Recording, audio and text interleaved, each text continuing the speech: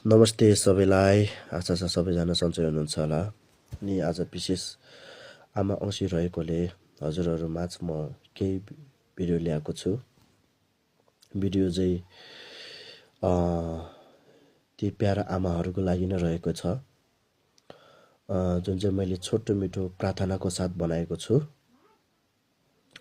हुन त यो शब्द मेरो लागि कम पर्न सक्छ आमा भन्ने शब्दको अगाडि, तैपनि म सुनाउन चाहन्छु हजुरहरूको माझ। आज म यो आमा औँसीको अवसरमा एउटा प्रार्थना गर्न चाहन्छु। प्रार्थना रहेको छ, यो संसारमा भएको सबै आमाहरू दुःखबाट मुक्ति होस्, गरिब सबै धनी होस्, धनी सबै कहिले पनि बिमार नहोस्, अनि मेरो भागको खुसी पनि सबै ती प्यारा आमाहरूलाई परोस्, अनि उहाँहरूको जुन चाहिँ बाधा अर्जन छ सबै मलाई नै परोस् भन्ने म प्रार्थना गर्दछु। अनि ती प्यारा आमाहरूले सोचेको आँटेको सबै पुरा होस् भन्ने म कामना गर्दछु।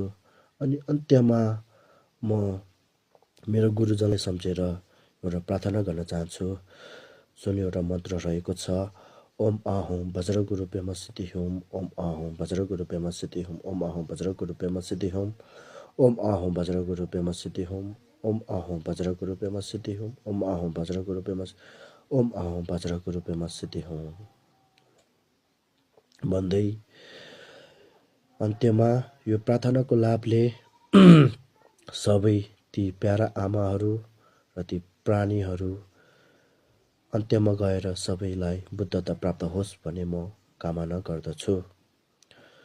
अनि आशा छ सबैले यो प्रार्थना स्वीकार गरिदिनुहुन्छ होला भनेर। अनि यो प्रार्थनाको लाभले सबै देश विदेशमा रहनुभएको दाजुभाइ दिदीबहिनीहरू सबैलाई पनि लाभ होस् भन्ने म चाहन्छु।